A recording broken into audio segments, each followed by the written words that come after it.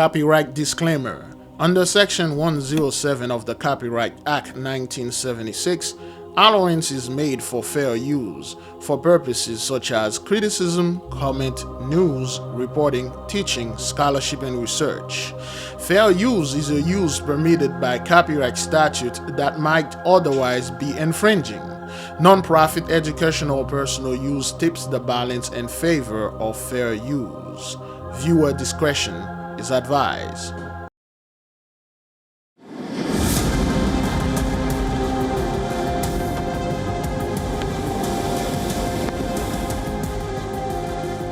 Because of the impact of the weather, 7 homes that were actually impacted.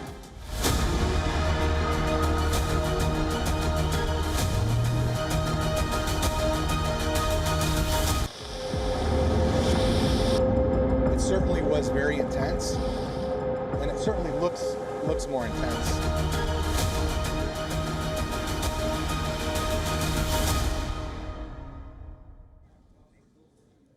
After 4 straight days, rain has now stopped in California. The death toll from the mega atmospheric river storm has climbed to 9. Officials fear the number could grow as the water recedes. According to America's National Weather Service, the deadly storm smashed records in Southern California, with mud and debris flows inundating roads and forcing evacuations. Although the storm is not yet over, not until after a smaller storm brings more rain and snow to the region. Though the rain is easing up, we cannot drop our guard. We are expecting rain this evening and a surge of heavy rains in a short period of time that may impact tomorrow's commute. The torrential downpour sweeping Southern California saw flooded streets, mudslides and debris. As of now, the Los Angeles authorities have responded to more than 475 mudslides, with 38 homes or buildings damaged, including 4 that were deemed unsafe to enter. Shalom, beloved brothers and sisters, Jews and Gentiles alike. Welcome. This is your humble servant, Big Levi, and today is Noga, February 9th, 2024, and it's currently 3:04 p.m. Eastern Time, pre-recorded. Great glory to the Mighty One. All praise to the Most High. Yes, beloved, yes, indeed. We are back with another Esau's Trouble again. Like we always mention, the purposes of the Esau's troubles is to put the nation at peace. There'll be no Jacob's trouble. This is our mission. We've been to Jacob's trouble. We went through Jacob's trouble. This is the time the Mighty One is removing the curses from us and putting it on our enemies. As you can see through this video over there in California, let's begin with, I would say right here. We'll begin right here. We'll begin right here, and we will hear the message that the angels have for the nation. Let us listen. Okay. After 4 straight days, rain has now stopped in California. After 4 straight days, the number 4 quarter of the earth, the 4 elements. Death toll from the mega atmospheric river storm has climbed to 9. The number 9, of course, the destruction upon them and blessing upon us. Again, they are lacked in number 9. Number 9 is a number that you don't need to play with, because it's the number of Shabbatai. It's like it's the judgment number. Okay, 9 people or no more. Officials fear the number could grow as the water recedes. According to America's National Weather Service, the deadly storm smashed. Look at their home. Okay, let me just enlarge this. We're gonna watch the whole thing enlarge. Look at the houses, brethren. Okay, they're on top of each other, and look at this car. Okay, some of the houses fell in this. Those are not your typical home that are like $200,000-$300,000. Those are $1 million home, like the other guy did. There's a dude that make a beautiful report. He reported on the side of the rich only. But I don't want to go ahead and profile it, because, he did a great thing. So I might wash on that, but nonetheless, let's keep on moving. Records in Southern California, with mud and debris flows inundating roads and forcing evacuations. Although the storm is not yet over, not until after a smaller storm brings more rain and snow to the region. Though the rain is easing up, we cannot drop our guard. We are expecting rain this evening and a surge of heavy rains in a short period of time that may impact tomorrow's commute. The torrential downpour sweeping Southern California saw flooded streets, mudslides and debris. As of now, the Los Angeles authorities have responded to more than 400 mudslides. Okay, Los Angeles, over 400 mudslides reported. So you do know what the 400 year, you do know what the 400, no, the number 400 stands for. Okay, we are not making this up. This is all over the place for those of you that have eyes and ears to see and listen, and then have the Holy Spirit to understand this thing is real. All right, they are not doing this. The so-called elite are not using their weather manipulation devices so they can destroy their own home and mess up their own blessing. You heard what the mayor said. There's another storm coming behind, and then when it does hit, it will affect the way the people travel, the commune. You think those people like things to mess with their way they travel around, with their way they enjoy their blessing? If they want to go to the beach or go to their meeting and taking care of business, and there's a freaking storm there, you think they like that? You think they would do something like that to themselves? No, that is because they are not doing that. Okay, let's keep on moving. 475 mudslides with 38 homes or buildings damaged, including 4 that were deemed unsafe to enter. Since the beginning of the storm, cities, services, and resources have responded to the following. Christine Crowley. Or Christine Crowley. Okay, Christine Christ Crown. Yeah. Chief of Fire Department, Los Angeles. Okay. 475 mudslides, 390 fallen trees, multiple successful water rescues, an increased volume in our traffic collisions, a dozen structure fires have been extinguished, 919 catch basin and storm water conveyance systems have been cleared, and 441 reports of potholes have been recorded, and street services is working quickly to address them. I've been here forever. Normally it's quiet, it's very peaceful, and this is just unfortunate something happened. So hopefully it's one in a lifetime scenario, and we just keep moving forward. No, that's not gonna happen. Again, they find out of all the people that live over there, they find a brother to interview. We are only 13% of this population, because that's what you guys keep saying. You people only you guys only 13%. And the moment any bad stuff happened, who did they put in there? The 13% to explain it. But anyway, this is not something that would stay, that would not continue, or it's something that happened once every 1,000 years or once in a lifetime, however they want to put it, or once every 400 years. No. It's going to keep happening every year until the Holy One swept off wherever is not supposed to be here, whether they look like us or not. Okay, it's going to stay. The devastation caused by the storm can be seen across the region. California Highway Patrol has released a video of a washed-out road in the Mojave Desert. You can see it on your screens now. The road is nearly destroyed by floods. Meanwhile, evacuation orders and warnings are still in. Those are not your typical hood. Okay, the hood typically doesn't stay around there. All right, around those close to the beach. In these houses, those homes over there, beautiful homes. They look like mobile homes, but they are quite expensive. In place in various California counties. Governor Gavin Newsom has also declared a state of emergency in 8 South Carolina counties. Okay, look at this. Look at the homes right here. All right. Beyond World is. Okay, so, beloved, one thing we want to put attention on is the weather. Is one thing the so-called elites or wherever they are, government around the world cannot control. Yay. And they have the backward, the think tanks out there telling the people somehow they are doing this, they are controlling the weather. It's false. Only the mighty one, God, that has the power to do this in our brethren that can do that. In fact, the reason why you see the weather is acting like this is because we are controlling it with our high vibration, with our prayers. and with our frequency. It has nothing to do with the 83 have the power to do this to themselves. If they could, they would have used this thing to wipe out Kempton, wiped out Crenshaw, wiped out Chicago, wiped out Little Haiti, wiped out Africa, wiped out the Caribbean, wiped out our people. But they can't, and they're not.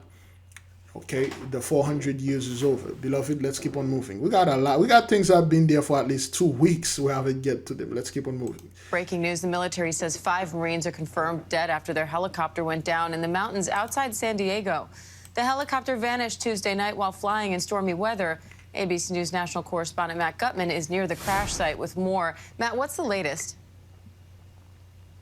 We just heard that the Marines have officially declared the 5 crew members aboard that CH-53E dead. We pretty much got that message yesterday coming out from the area of the crash site. It's a 1-lane dirt track both in and out. It was almost completely impassable. We heard from some of the rescuers that they had to walk part of the way. And you can see these inclement conditions, Diane. This is really, really bad. Stinging sleet is coming down right now sideways. Unclear if weather was a significant, played a significant role in the crash itself. We know it has played a significant role in the search and rescue and now the recovery of these 5 Marines who were killed in this crash. So, Matt, what are you watching for as we learn more about this investigation?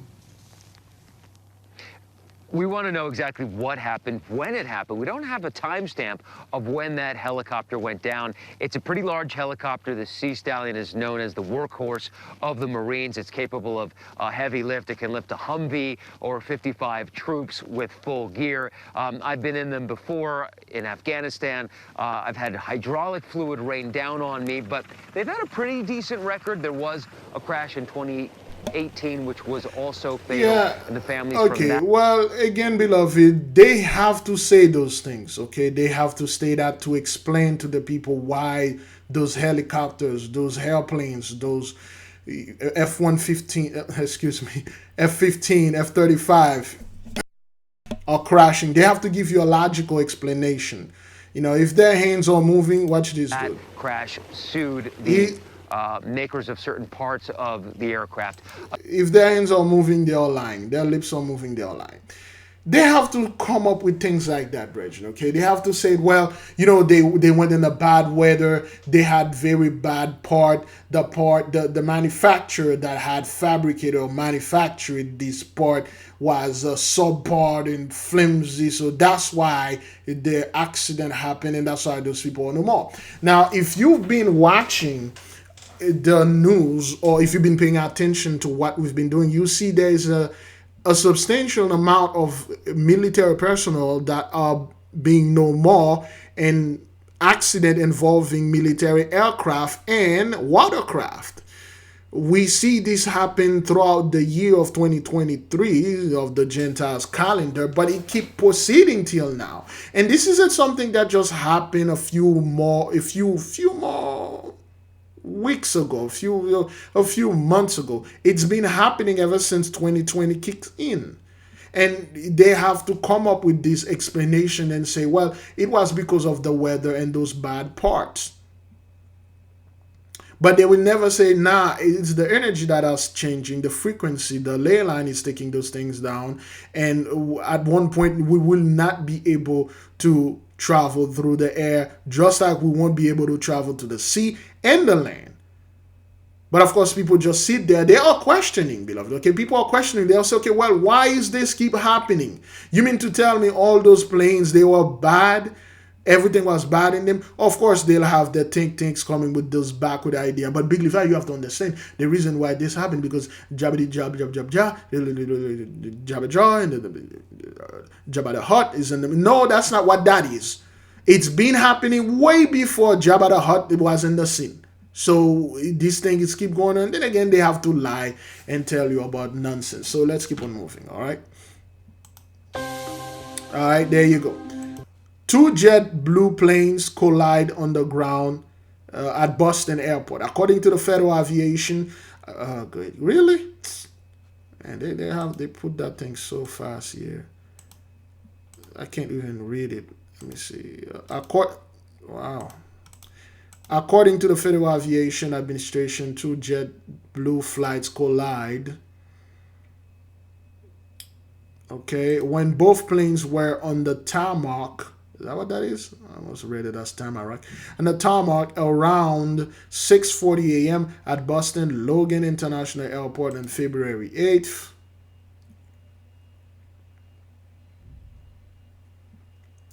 Las Vegas bound flights 7 perfect, 7 perfect, 7 perfect.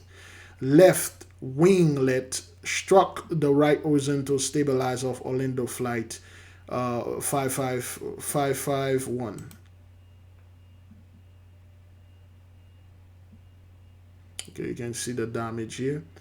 Both planes are said to be taken out of service. So again, you have all this thing happening. It happened in Japan during the earthquake. Well, not during the earthquake, after the earthquake. Of course, we see the number 55 here. You know, if we add that, we don't know what we're going to get. But anyway, that's what that is. Let's keep on moving. Do I have water here? Oh, yes, I have some water there. Get some water. He talks to his daughter. Okay, so we were just watching this in one of our news. Let's watch it again. An entire family of 4 has vanished. Police say this husband and wife and their 2 young daughters were traveling from New Orleans here to Houston. They have not been seen since November 30th. Their names are 27-year-old Stacy David, 31-year-old Ramon Ruiz, 4-year-old Jaslyn Ruiz, and 1-year-old Dara Ruiz. KPRC2's Corley Peels spoke with Stacy David's father and grandparents tonight. She's joining us live from the Greyhound bus stop off of Harrisburg Boulevard. Corley? Well, the last time anyone heard from that family of 4, they just left this bus stop here in Houston, but we've obtained information that they might be in Mexico. This loving family of 4 is nowhere to be found. Stacy David's grandparents live in Houston. They're worried sick. Well, we think about that every day, every night. We can sleep good, think about her. Yeah, it's so sad. The family is originally from Honduras, but had been living in New Orleans. David's father, Roberto David, spoke with us on FaceTime. He says he dropped the family off at a Greyhound bus stop in New Orleans on November 30th. The family was traveling to Houston. It's where they planned to meet up with the uncle of Stacy David's husband. Why were they wanting to make their way here to Houston? She moved to New Orleans from Houston with her husband to find a job here in Houston. That same day, Roberto David received these text messages from his daughter saying they made it to Houston. She says they arrived late because of a delay with the company. They were going looking for something to eat, and that's it. They disappeared. That's it. Again, beloved, see this beautiful family here, and a lot of people turn out to be missing. And, brethren, let's get this. Let's get this right away for the people. A lot of the people out there that are turned out to be missing, of course, 83 will come out there and say, oh, well, you know, Oprah, Dwayne Wright Johnson, Obama, okay, or kidnapping those people. And our people are repeating this garbage because, you know, anything that happened like this, it's always our people. You know, Lahaina anymore. And, you know, Maui anymore and stuff like that. So anyway, whenever things like that happen, they quickly go out there and say, oh, well, celebrities are doing this. And not any celebrities, black celebrities are doing this. Now, our view on this matter, our interpretation, so to speak, based on this matter, is a lot of the people out there, there are a lot of spirits upon them. They are walking around, they are not as right as you think they are. And a lot of them, they took the bag and they've done things and they cannot live the way that, well, they used to. So they will go out there and do stuff. Hopefully this family is okay. Hopefully nothing happened. This video was a day ago, okay? All right, so you got an entire family of 4. Everybody's missing. Okay, so yeah. Days, holidays, and months went by without contact, which is unusual. David Roberto says he usually talks to his daughter 3 times a day. The family contacted the Honduran consulate, who found this Greyhound bus ticket. It shows the family made it to Houston, but got back on the bus, stopped in McAllen, and ultimately... Really? They just did this thing and the guy voice still in the background. Well, those people are doing a great job at that reporting thing. Stopped in Monterrey, Mexico. Do you know why she would have ended up in Monterrey, Mexico? No. Loved ones are hoping the family will show up soon.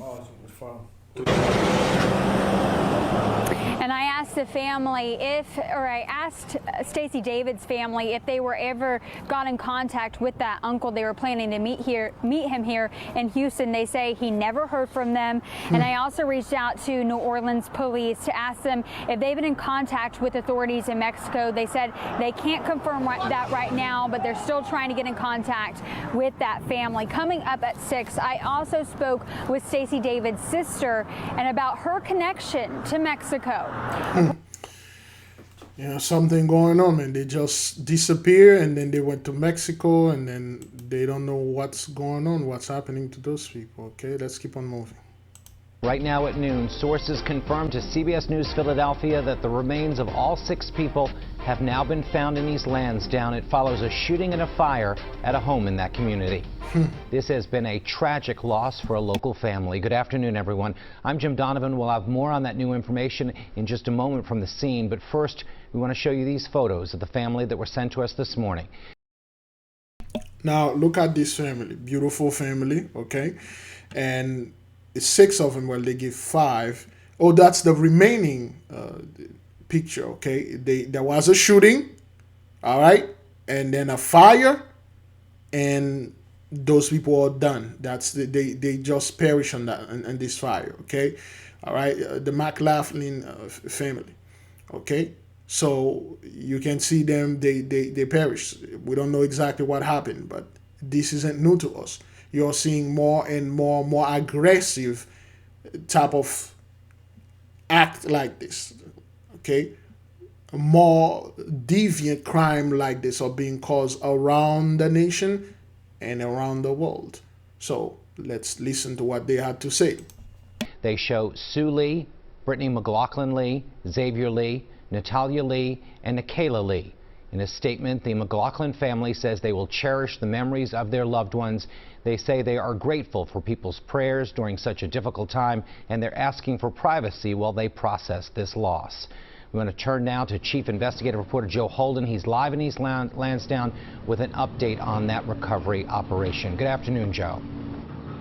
Jim, good afternoon, and our sources confirming that all 6 bodies have been located and have been recovered and are now at the medical examiner's office in Media, Delaware County. This, of course, effectively wrapping up a very grim part of this overall investigation as we see some machinery continuing to sift through what is left of 58 Lewis Avenue here in East Lansdowne. Once again, all of the remains located and removed from this crime scene. Autopsies will now happen as prosecutors work to determine how each died. Detectives have faced dangerous conditions in their work to recover members of the Lee family. In their search, they did locate a rifle, as we've been reporting. Sources say it's believed that was the firearm used to shoot at responding officers from East Lansdowne and Lansdowne on Wednesday afternoon. We know that the shootings happened, of course, around 3:45 on Wednesday, the house then erupting into flames. Black smoke seen rising into the air for hours as the fire burned out of control until police determined... Let me see. Oops. Right here. We know that the shootings happened, of course, around 3:45 on Wednesday, the house then erupting into flames. Black smoke seen rising into the air for hours as the fire burned out of control until police determined there was no longer any threat to their officers or neighbors here. If you'll recall, investigators presumed all 6 members of the Lee family did not survive. Investigators also said they may never know who the shooter was, but as time does go on and interviews are conducted with other surviving members of the Lee family, as well as an analysis of evidence, the recovered rifle, and a review of 911 calls, there is the hope they'll be able to say who was responsible. The entire incident has rocked the William Penn School District. Children from the Lee family attended elementary, middle, and high school. The gravity of loss is now, of course, setting in here in East Lansdowne. We are expecting to hear from District Attorney Jack Stolzheimer with an update on where their investigation stands. We also expect that the District Attorney will tell us, in fact, that they have made all of those complete recoveries. And again, this very grim portion of the investigation has wrapped up. That is the latest for now. We are live in East Lansdowne. So, and we don't really know what happened here. Okay, we don't really know what happened. It's 6 of them. Okay, those are the remaining 5, and they just, all of them are no more. What happened? Hey, probably, I don't want to speculate. Could be some disagreement.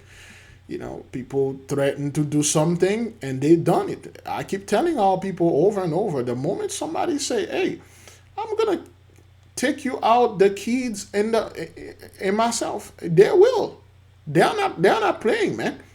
A lot of the people I told you about, the so-called high value men, they only live on their value. They live on they live on validation of others telling them, hey, you're high value, you got all this money. The moment they lose value or they lost a little bit of that value and you think you're going to leave them, they see you as something they bought, they acquired, just like they acquired their wealth or whatsoever. And then you've been with them for all that time for their money, and then now you decided to leave. It doesn't work like that. They'll take you out. They'll take you out, man. And then again, I'm not saying, I don't know who's the man, who's the husband. They can all relate. They can be brothers, sisters, uncle, they are family. But, yo, things are weird out there, man. Hey, you know, a lot of people took the bag. And I mean, they look like our people, all of them. They look like our people, but we don't know what those people have been doing. We don't know what their families did. Remember a few weeks ago, there's this fellow in Chicago. He took out the entire family in Joliet. You don't know what those people have been doing. You don't know what they are doing behind closed doors. I mean, they look like a nice people, man. I mean, to me, they look nice, but we don't know what happened here. Great glory. Let's keep on moving. A family mourning tonight and the community coming together. This is all after a 17-year-old was shot both of his parents, killing his father. Now, this happened in Conroe last night around 9:20 p.m. Fox 26's Abigail Dye joining us live after talking with family about this tragedy. Abigail. This is just such a tragic case. This family of 5 has now... Abigail Dyer. Isn't Abigail was David, one of David's wife? Man, David mistreated all his wife, including Abigail and the others. But anyway. Lost a father, and the mother is in the hospital, and the rest of the family is just trying to piece together what happened. Trevante Constantine. 17-year-old Trevante Constantine in front of a magistrate Thursday after a tragedy.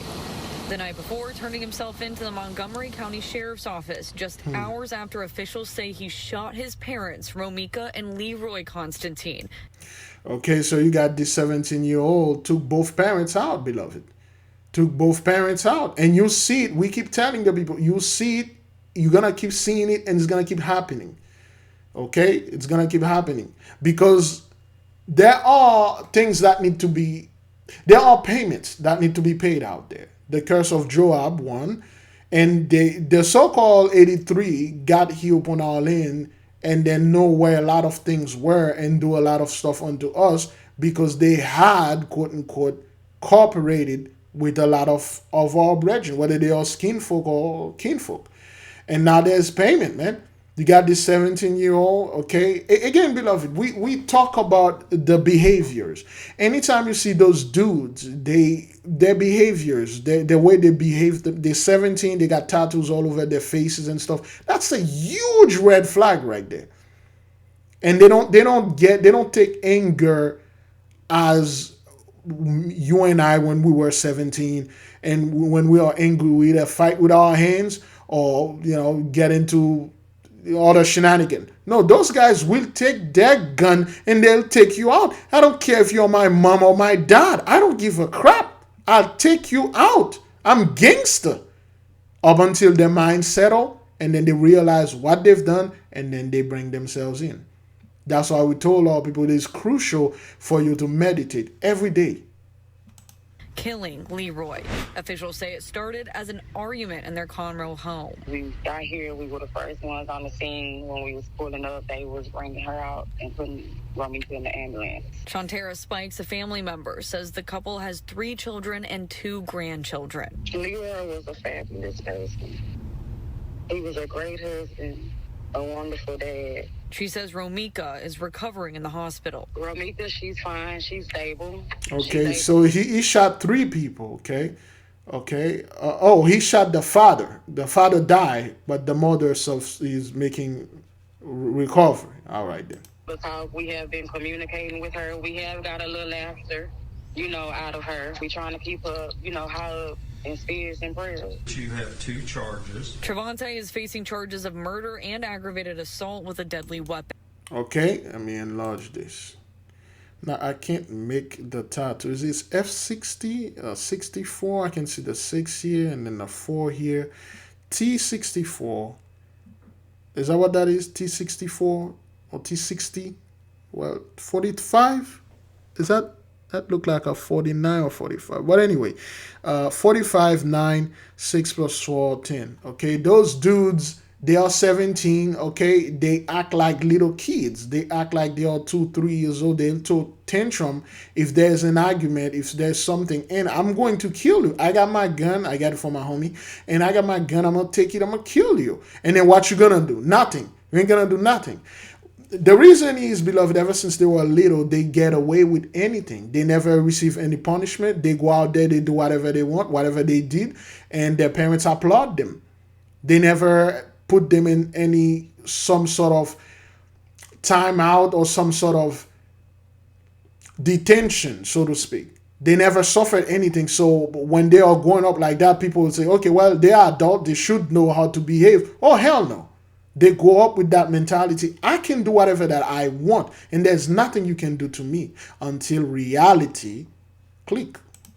Shantara says they haven't been able to talk to him at this point about why this happened. She says Romika and Leroy were dedicated parents, asking the public not to pass harsh judgment on her family, but instead to pray. Okay, Leroy, of course, Leroy is another word, is another way in French to say, well, Leroy in French means le roi, or in English, the king. Okay, so he killed the king of the family. Beautiful daughter, beautiful kids, beautiful baby, beautiful wife. You just killed the father. Just pray for the Constantine family.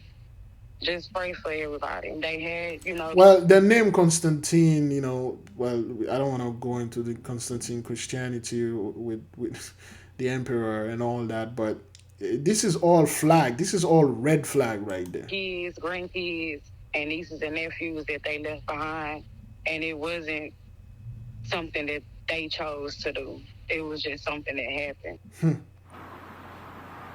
Again, beloved, we see these things all over. We see this thing all over. Payment, okay? Well, how long? Oh, well, here we go. All right, give me a second right here. Okay, all right, let's see. It's already 30 minutes and stuff like that. Okay, but beloved, why is this happening? Why is it the weather is going out, the media, people are being taken out and quietly or loudly? It's because of this. Genesis 15 verse 13, and he said unto Abraham, know of all surety that thy seed shall be a stranger in a land that is not theirs, and they shall serve them, and they shall afflict them 400 years. And 1619 through 2019, right after 2019, 2020 kicks in, the entire world changed. And it wasn't something that the so-called the Gentiles or elites were doing. Still now it's not them. It's the judgment, the blessing is done for them. The curses is done for us. Now we switch side. The blessing is upon us and the curse is upon them. Now you can see there's a few of those people that kind of look like us, but a hell of a lot of our brethren took the bag. Okay, they live their life quietly, peacefully under the Gentiles' blessing. They do all sort of stuff for them, and then now things are coming back onto them, and they want our people to pray and get together for them. No. Our mission here is to put the nation at peace. There'll be no Jacob's trouble, point blank period. That's at least my mission.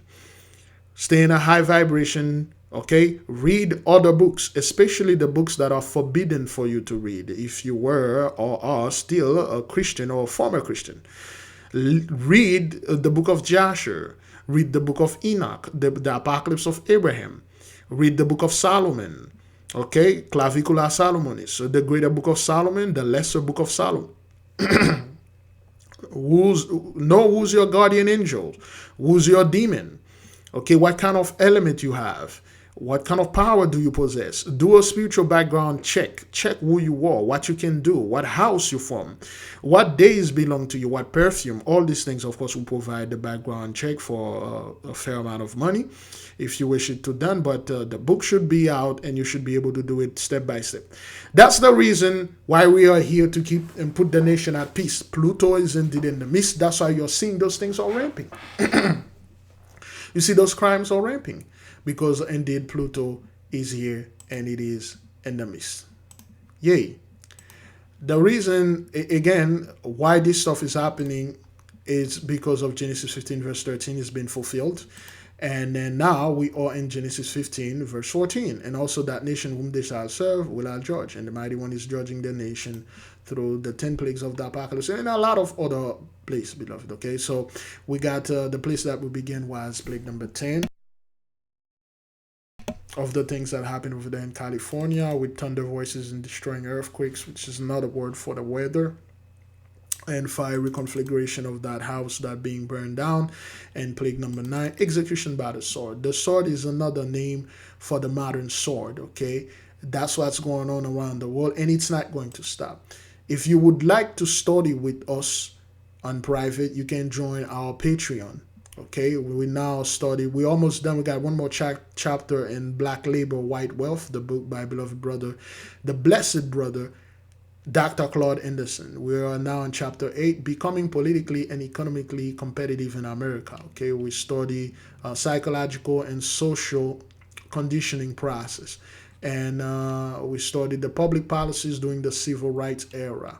So you have to know what we went through during Jacob's trouble, when we were in Jacob's trouble, when those people when we were asleep and they were able to do those things unto us. And then again, if you would like to get those beautiful images of our brothers and keep the people in high vibration, if you would prefer to have those beautiful images, you can sign up as a pay member. You can download them for free and do as you please with them and do as you wish with them. All of them are available for all the members, that is the paid members. You can download all the stuff and then do what you wish with them. And we got a lot of things going on, such as the book Maxim and Reflection. If you would like to get the Maxim and Reflection, we got the PDF. You can get it, okay?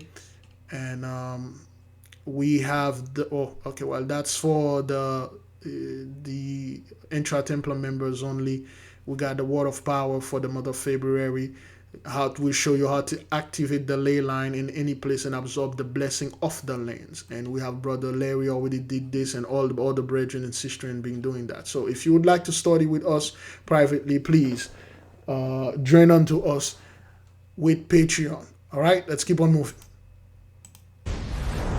We are now seeing some new video of a teen, that moment right before and after he is accused of stabbing his mother to death in Hialeah last year.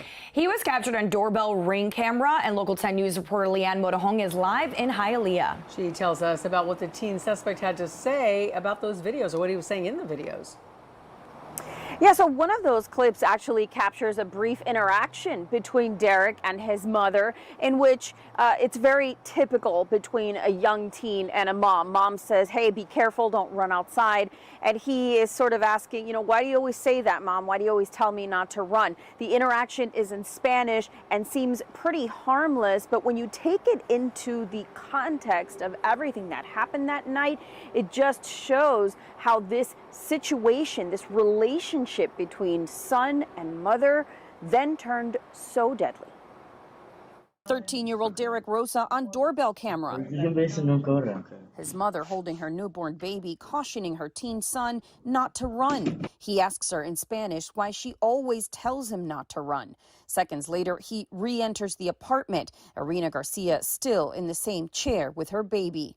Moments after this, police say Rosa killed his mother. Garcia was found at the foot of her bed, suffering from multiple stab wounds to the neck. Her newborn daughter lay just inches away in her crib unharmed. Police say Derek called 911 and confessed. 201. The doorbell camera also captures Derek as he speaks with a dispatcher, confirming his apartment number. I see officers. Do I leave? Do I leave my house? Okay. The dispatcher later advises him not to leave the apartment. As the door closes, police lights flash in the distance. Derek Rosa is currently facing this murder charge, I should say. As an adult, he's being held without bond, and records show he does have a court hearing scheduled for next week. Reporting live in Hialeah, Leanne Morejon, Local 10 News. Again, beloved, as you can see, that happened a few months ago, well, at least a month ago. So where the children are taking their parents out, man. You know, this dude, he killed the mother. The mother just had gave birth and he killed her. Okay, he just killed her. So that's really bad. That's really bad, man. You know. Hey, but that's what's going on. Let's keep on moving, beloved. Our top story at 10, a high school student escorted out of class to be placed in handcuffs. Tonight, 18-year-old Joshua Castro is facing capital murder charges for the shooting deaths of a father and son. And tonight, our first look at his mugshot. But he's not the only suspect in this case. Police say 18-year-old Sebastian Toledo killed himself Monday as officers were attempting to arrest him at a home off Cat Mountain. Police also say the murders were a result of a plot by the two suspects to rob the victims. KENS 5 reporter Megan Reyna is live with new information we just learned in the last hour. Megan? Well, Henry, in this arrest affidavit, it states that police were able to gain even more evidence after that suspect killed himself on Monday. It states they found his phone inside the home, and in that phone, it revealed text messages between two suspects. And those text messages, along with the surveillance video at that crime scene, helped investigators build this case. 18-year-old Joshua Castro muttering the words, "I'm not a murderer," as he's taken into the back of a police vehicle Wednesday afternoon. Moments before, he was in class at Chavez Excel Academy. That's until he got a visit from the U.S. Marshals and NISD officers. And he's being arrested on capital murder. Police say the murder happened on December 6 at the Valero gas station off Petrenko Road.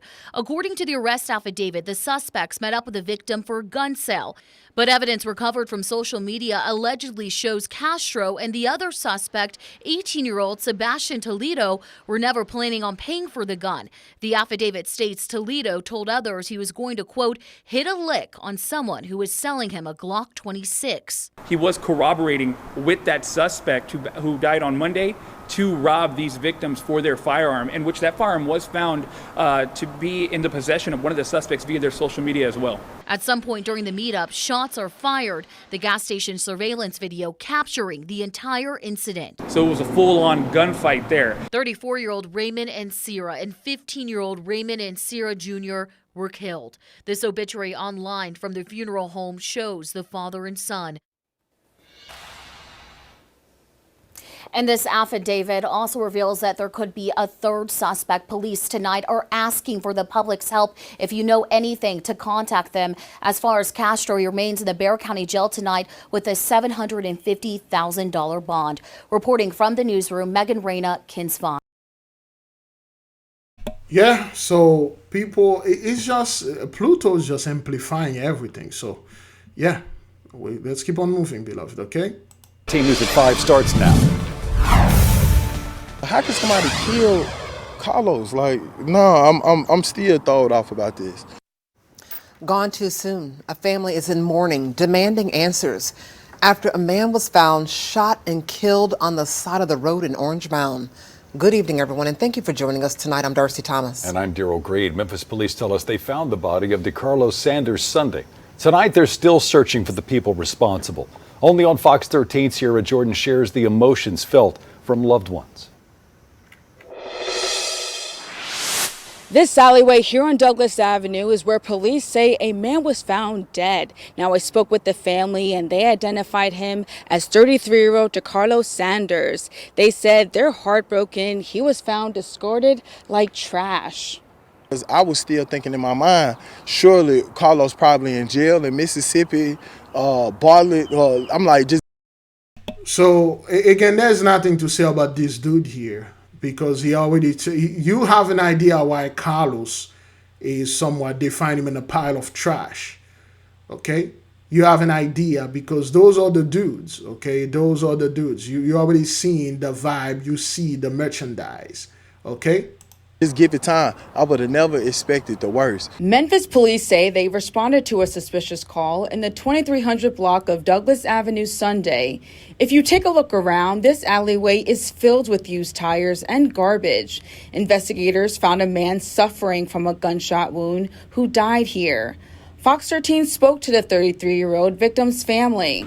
To throw my boy in the trash like that, I'm telling you, like the folks, no remorse. Travis Coleman is Sanders' cousin. He says Friday was the last time the family saw Sanders driving this Mazda. Police responded to a car fire 2 days after they found the body on Douglas. Coleman says the burned car matches the description of Sanders' vehicle. I don't know what's up with it, but these young lost NBA young boys, they out of control. It's despicable. It's hurting my soul. A father, a brother, and a man willing to lend a hand in the community. That's how. So again, as you can see, you hear the language, you see the behavior, and that's what it is, you know.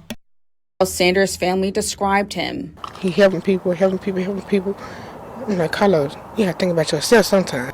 He loved my kids, like all his heart with his kids. He loved them kids so much. Help us bring justice to my brother, to his kids, so we can all be at ease. The family put this memorial up to honor DeCarlos' life. They say they want justice and answers for his death. They're offering a $2,500 reward to any information leading up to his arrest. Now, we did reach out to Memphis police for an update. They say they're still investigating to determine whether these two incidents are connected. Now, if you have any information about what happened here, please contact Crime Stoppers at 901-528-CASH. In Orange Mound, Sierra Jordan, Fox 13 News. 23-year-old Alec Langan always wanted to be a Marine, just like his dad. I would give anything to be able to trade places. Just have him come home. Steve and Karen Langan say Alec was one of the 5 Marines who died in a helicopter crash in Pine Valley this week. He was serving as crew chief on the flight. He died with people he wanted to be with, doing a job they wanted to do and loved to do. They say Alec had married the love of his life just a few weeks before. She was the first person to text Karen that Alec hadn't come home. Karen was like, you need to call this unit. This is what you asked for. I would go online and try to find out any information. Authorities say the 5 Marines were conducting a training flight from the Creech Air Force Base near Las Vegas to here, MCAS Miramar. They were reported missing when their CH-53E Super Stallion helicopter didn't return on time. Stephen Langan says he used to fly the same aircraft. I did the same thing. It was the same helicopter, same everything. Okay, that says a lot here. See, the father used to do the same thing, and that's when they weren't the blessing. Now his son thought, hey, I could get some of that blessing too, and then when did the same thing, and well, something happened to him. Something else happened. So as you can see, beloved, again, we went into this before in the beginning where those aircrafts are being dropped from the sky and they are being missing and nobody wants to say exactly what's going on. The blessing is over. That's why you see this thing is happening to 83 out there. From 86 to 95. I was there the whole time and several close calls. Federal, state, and local authorities launched a search effort in frigid temperatures, fog, snow, and rain. The Marine Corps says on Wednesday, crews located the wrecked helicopter and the remains of all 5 victims in the area. Now they're fighting the elements to bring the remains back to their loved ones. That effort means the world for the Langan family. We are so thankful for the San Diego responders that went up there and searched for him. That's it. They can't. Found that crew. Because without them, he wouldn't be able to be coming home. There you go, man. Young man, you got all his future ahead of him. Hey, boom. These things happen. Great glory. Let's keep on moving. The saturated ground continues to compromise hillsides and threaten homes. In Lakeside, the fire department believes a shift in wet dirt broke a water line yesterday, causing a portion of a hillside to give way right underneath a home. And today, crews are covering a slope in Mission Hills after part of a cliff collapsed into 2 backyards. No one was hurt, but these unstable cliffs are a big concern. CBS 8's Abby Black spoke with an expert about the danger of these unstable hillsides. Rex Huffman says that his wife was home when this cliff collapsed into their backyard yesterday, and since then it has slid even more into their patio deck. I spoke to a geologist who says it's not safe to be in this house. Well, I see several things of danger. I invited geologist Dr. Pat Abbott out to survey the damage from the recent cliff collapse in Mission Hills. It's a dangerous, unstable situation. When you put yesterday's images next to today's, you can see the juniper trees and mud have shifted further down into Rex Huffman's backyard. I'm a little more fearful than I was a couple hours ago. We introduced Huffman to Abbott today. He explained a lot to me about how that was fill dirt, which I would have never known, and the reason it could collapse and the reason it could come this way and what to be prepared for. Abbott sees another red flag. You see these big gray concrete cinder blocks. You stack up a heavy concrete block, then you stack another one on the top. They're not cemented together. There's no support rods going through them. They're simply there by their weight only. He says any shift in the ground, the blocks would be useless. We're right in the heart of the Rose Canyon Fault Zone right here. Looking above, you see part of the patio hanging over the ledge, and one of the braces that stabilized it crumbled down the hill. It's not that the rain's going to fall, therefore it's going to move. It's the fact so much rain has fallen, that water has so saturated the earth that it's making it easier for gravity to pull things down. Huffman gives us another view from his bedroom balcony. You can see where it's bulging out. He says the owner of the house wasn't living there when the cliff collapsed, but Huffman says that he spoke to him yesterday. He was devastated because he said he was 2 or 3 weeks away from pulling the permit to have held all this up and fixed this before it slid down. I checked permit records and see several applications for work at the address where the home was sold exactly a year ago. I called the owner, but have not heard back. I don't know where you go from here. The city tells me that crews yellow tag the compromised home, meaning only contractors can enter, and red tag the backyard and Huffman's deck, which would restrict access. The city also recommended that the slope be covered to limit any threats, which the owner did this afternoon. Any repairs and damages are a private matter. Huffman says that since we last spoke, the slab has already shifted another 8 to 10 feet closer to his pool. There's more to come, I'm afraid. You hope not, but I kind of expect. I would not sleep in this house myself. In Mission Hills, Abby Black, CBS 8. Beloved, you just watch it. Those folks, they are in for it. And you see those rich people, okay, they have their rich home and things are collapsing. The Holy One is removing them from the land. Great glory. Let's keep on. And now at 5, tragedy in Roseville. A mother and father now facing charges in the death of their 9-year-old adopted son. A lot to get to tonight. Thanks for joining us here for the CBS 13 News at 5. I'm Tony Lopez. And I'm Marley Ginter. Police were called out to the family's home on New England Drive nearly 1 week ago. The boy was rushed to the hospital but then died days later. CBS 13's Tori Apodaca has new details about the family and the case against the couple. The neighborhood feels that they were the perfect family, that Kim was a great mom, but reality is the front yard mom is exact opposite of backyard mom. A minivan, multiple bikes, and a soccer ball. An unsuspecting front yard for suspected killers. And there's always, beating on the walls and beating on the windows. Kimberly and Corey Blackley accused of abusing and killing the 9-year-old boy they adopted. To know that that sort of thing was happening here in our community is just heartbreaking. But another neighbor on New England Drive who didn't want to be identified says she heard consistent verbal abuse of the 7 kids living inside. When you discipline children, you raise your voice, but you do. Of course, 7 of them, and then the boy was number 9. As you can see, all those things are happening, beloved. It's not something we are proud or we are gloating over, but it is just the world is changing for the worse. Things like that used to be seldom happen, but now it's very frequent and it's all over, and it's gonna get worse, okay? And those people, that's what they do to kids that are not even their kids. They are adopted, and we don't know what this 9-year-old boy looks like, but I won't be surprised if it's whether it's kin or skin folk. I won't be surprised. You not scream in their face. There's a difference. The police, did they ever show up here? Did you ever make a call? Yes. That call to police was made just weeks ago when one of the youngest girls was locked out of the home on the back porch on a cold, rainy night. She was screaming and crying, saying, "Please help me, please let me in." And so my daughter and I looked through the fence, and she was completely naked. Police could not confirm if there had been more calls, besides the medical call on February 2nd, when they found the 9-year-old unresponsive. He later died in the hospital. It doesn't mean just because the child had injuries or even had injuries over a period of time that the parents actually meant to kill the child. Attorney Jennifer Muzes says prosecution needs to prove that the parents meant to kill the child, and if they were the ones who made the medical call, it may be hard to prove. No intent to kill means the adoptive parents could face about 6 years in state prison versus 25 years to life. When they first got him, he didn't know how to ride a bike. So it was fun watching him, and Corey would work with him. Muzes says under California state law, if the child had been 8 years old or younger, prosecutors would have been able to get the parents the maximum sentence without proving they meant to kill the child. You just don't know what goes on behind somebody's doors. You never do. You never do know.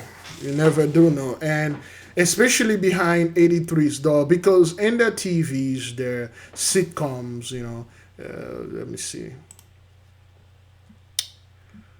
What was the most popular family sitcom in the 80s?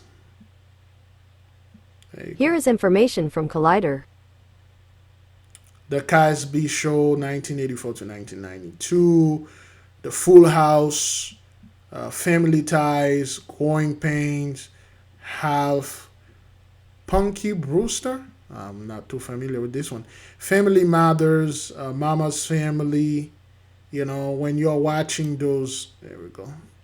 When you're watching those family shows, they portrayed as 83s living the life, they living nice, they always happy and smiling and enjoy and things like that. Of course, they were in the blessing, and you're watching the Cosby Show, beautiful family smiling, but behind closed door, you don't know what those people were doing, okay? You don't know what those people are doing. And of course, the Simpsons, of course, you see Homer strangling Bart on many occasions. But those sitcoms, that I believe the 80s was the height of sitcoms, of family sitcoms.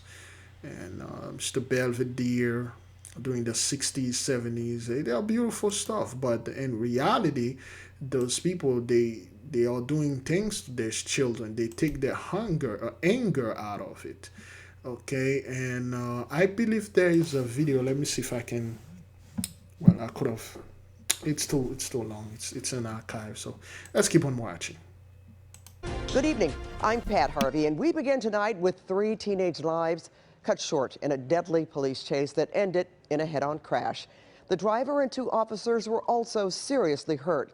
KCAL's Nicole Comstock is live in Fontana tonight with those details. Nicole?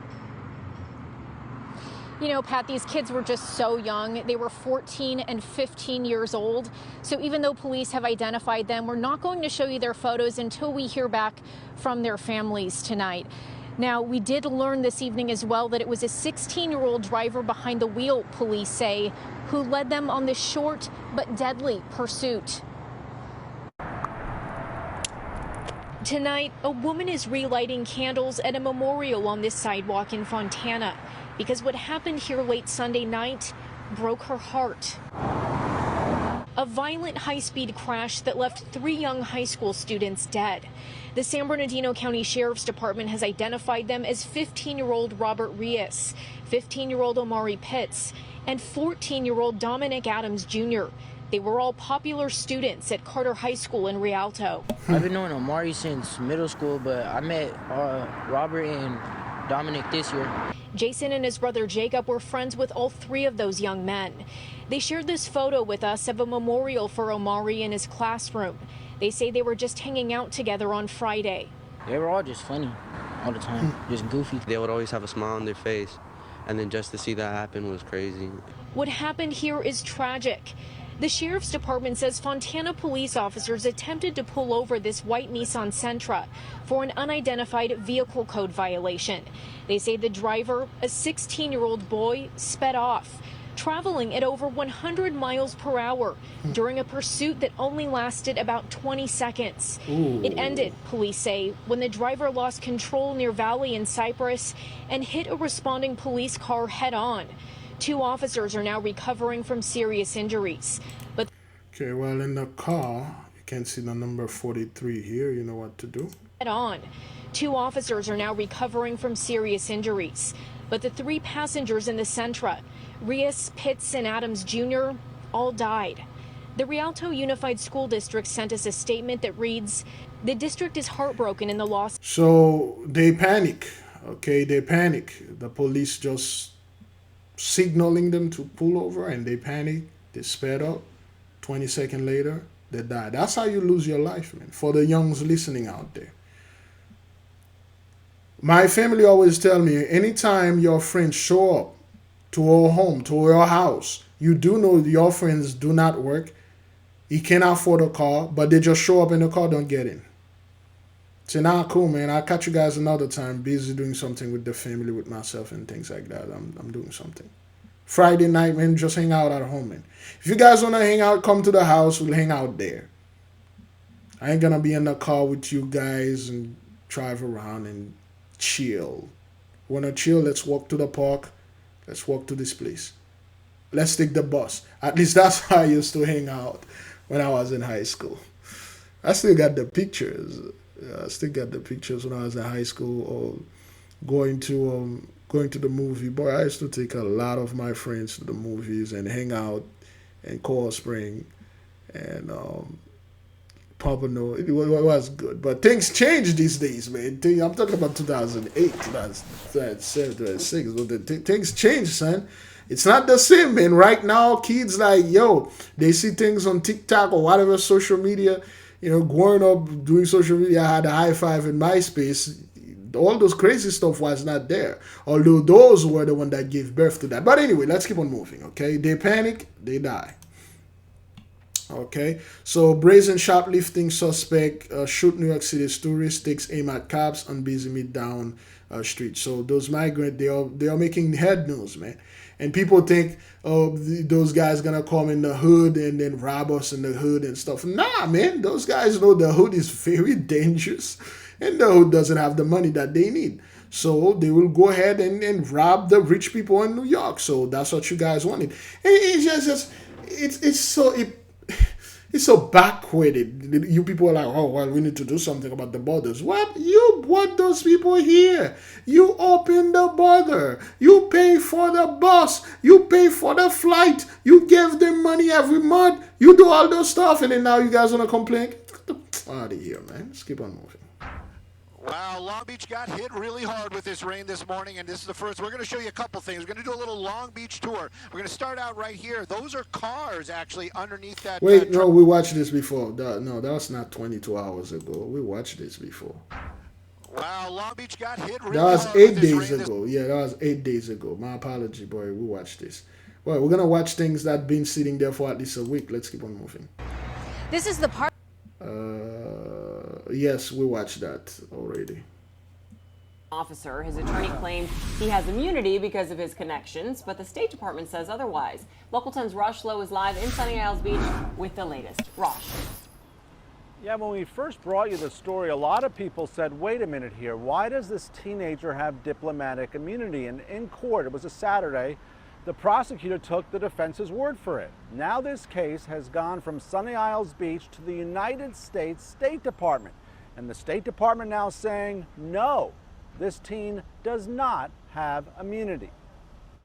Just had a motorcycle trying to run me over. I got one subject in custody.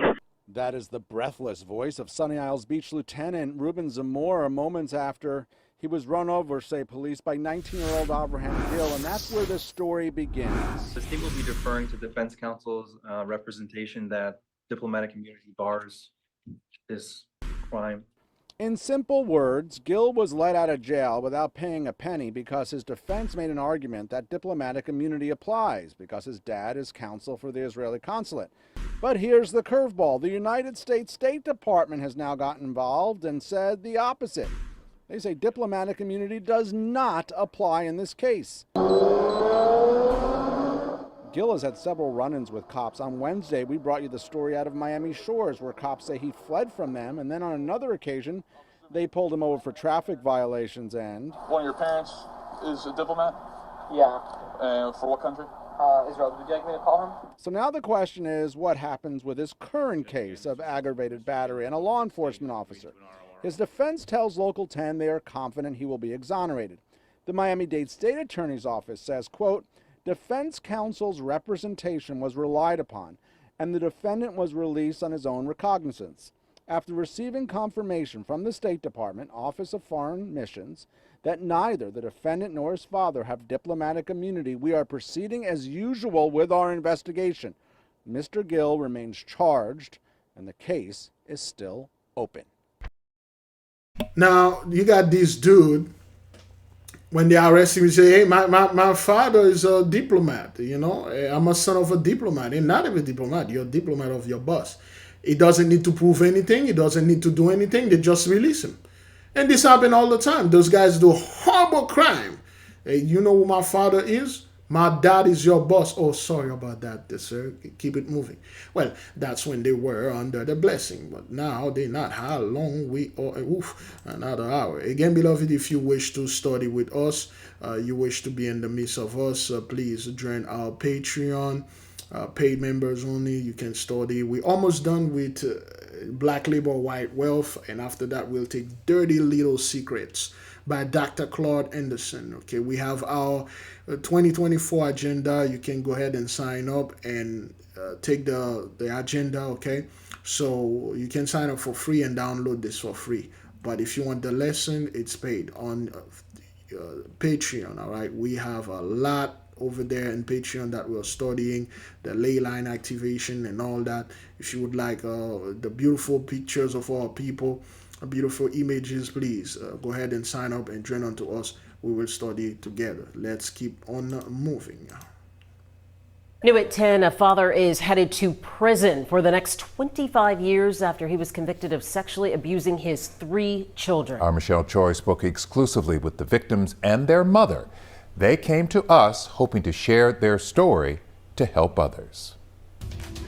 An agonizing decade-long journey through the courts after years of resets and delays. The family tells me they finally have justice. It was a very powerful 2 weeks of testimony, very emotional, but we believe the jury absolutely did the right thing. On Tuesday, 66-year-old Stuart White was sentenced by a judge to 25 years in prison without the possibility of parole after a Harris County jury found him guilty of super aggravated sexual assault of a child under the age of 6.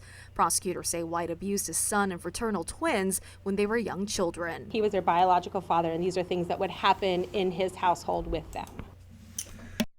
So this is how 83 comport and behave themselves, and they make this behavior normal in our community. You won't believe how this is prevalent in the so-called black community, because they see those people doing it, and then they condition our people to accept things like that and to involve in behavior like this, doing those things to children. And this is their true nature.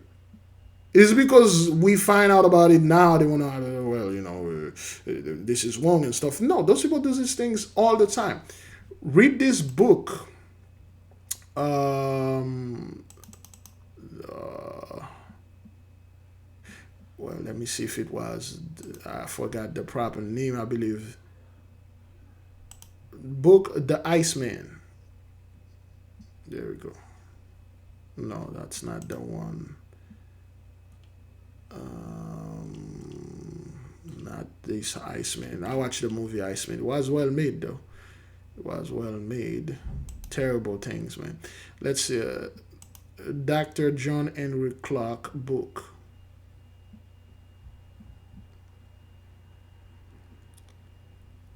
Let me see. No, not this one. From Man to Superman.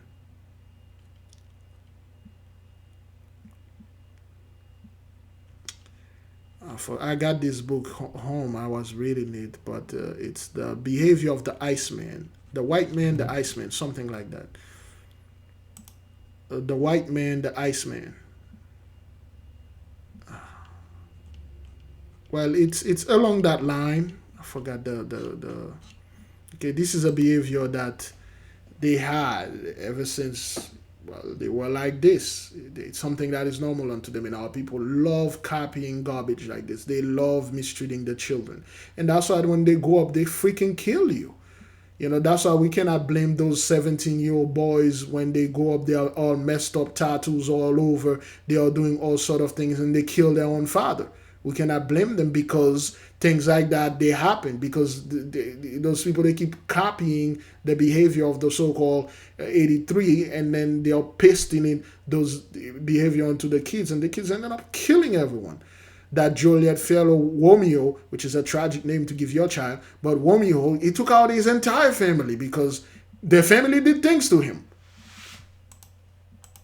Denise Nichols is the division chief of the DA's Crimes Against Children and handled the case, which began in 2014. So for them to get to this point, to tell their stories and have a jury of 12 citizens believe them and find him guilty, that's a huge thing, not just, I think, for these survivors, but for all survivors. White's then 5-year-old daughter was the first of the 3 children to tell their mother about the ongoing abuse. I didn't know what was happening. I just thought it was like a normal thing. It was like a routine at that point. Now as a high schooler, she and her twin brother have decided to speak out about it. We've decided to not show their faces since they're minors. Since he's going to prison now, I think our whole family will feel safer.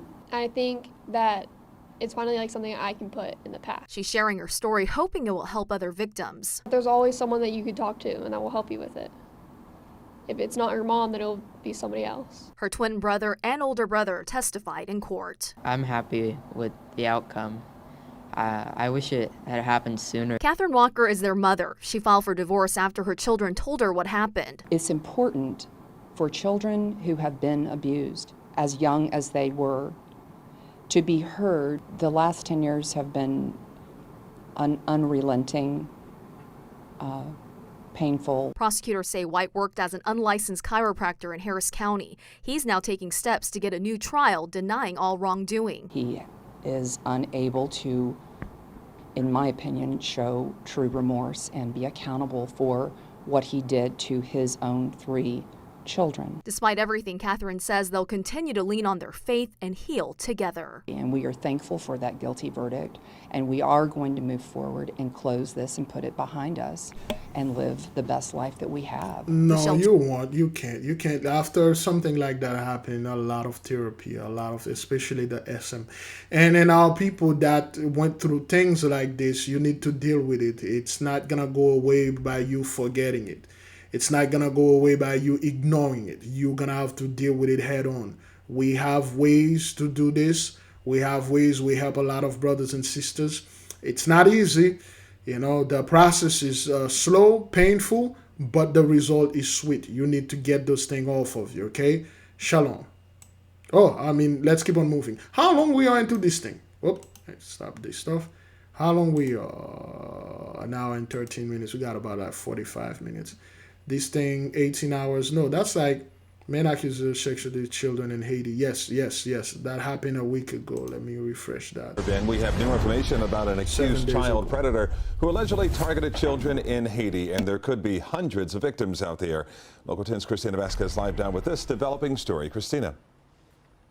And the defendant in this case is accused of preying on orphans in Haiti. And now, new tonight, we are hearing from HSI Miami's special agent in charge about why they are trying to raise awareness about this case with Miami's Haitian American community. Opening and operating an orphanage to prey on some of the most vulnerable children in the world. That is what 71-year-old Michael Gielenfeld is accused of doing. Federal investigators say he traveled from MIA to Federal investigator Michael Gielenfeld in the world. That is what 71-year-old Michael Gielenfeld is. Now, Mr. Michael Gielenfeld and stuff like that, of course, Michael and the Miss. And those dudes, they've been doing this forever, ever since slavery. And they always go to countries that seems to be poor, because there's no such thing as a poor country except for those people that are truly poor. And then they always open orphanage, and our people are accomplice into this, okay? That's why I'm already telling you this up front. Anybody that call you or any Haitian that try to get you open up an orphanage in Haiti, don't get involved with them.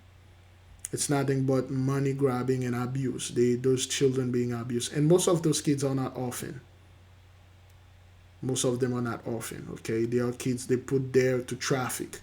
And those dudes are part of it. That's what these guys do, okay? They've been doing it like forever. Okay? That's what I don't want my people to become somewhat disturbed. Don't let anything mess with your frequency, but there are justice for things like that. Or eventually, of course, those guys are being caught and prosecuted. I want our people to know that things like that happen all the time. That's what those people being doing. And the people over there that are part of this orphanage, they are accomplice in it. Is accused of doing. Federal investigators say he traveled from MIA to Haiti several times to prey on kids living at St. Joseph's Home for Boys, which served economically disadvantaged children in and around the capital of Port-au-Prince. I believe he was traveling down to Haiti in order to sexually exploit children, using an orphanages that he ran as the cover. Federal investigators say several individuals reported that Gielenfeld sexually abused them when they were minors living there.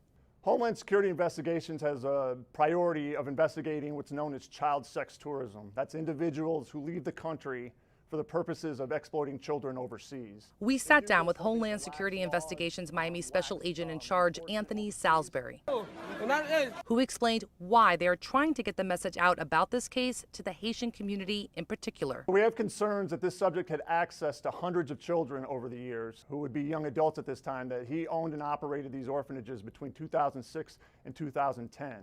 So if you believe you're a victim of any exploitation by this individual, or any exploitation at the orphanages that he ran and operated, we want you to contact HSI immediately. The Haitian community already dealing with a lot, trying to do everything we can for the people of Haiti across the board, including the exploitation of their children. And we want to make sure we're there. No, you don't. You guys are the one doing those things over there. You guys are the one giving the gangs the money. You're the one that go out there and rape our kids. You're the one killing our people, and then now you come up and say, hey, I'll arrest this guy and stuff like that. But hey, Pluto is in the mist. Working together to combat that threat. And that is why they say if you have any information about this case, maybe you were a victim or witnessed the abuse, HSI Miami would like to hear from you. You're going to see the number on your screen. It's 8774-HSI-TIP. All right, let's keep on moving. And Scott Dawn, intense might be an understatement. Lawmakers put the spotlight on the dark sides of these sites. Many online are saying both sides of the aisle teamed up to browbeat and humiliate the 5 big social media bosses for 4 hours. Would you like to do so now? Well, they're here. You're on national television. Would you like now to apologize to the victims who have been harmed by your product? Show them the pictures. Would you like to apologize for what you've done to these good people? This is Well, that was 83. one of. This is 83 putting a show, you know. This is 83 putting our shows out there, you know. Oh, they finally got him.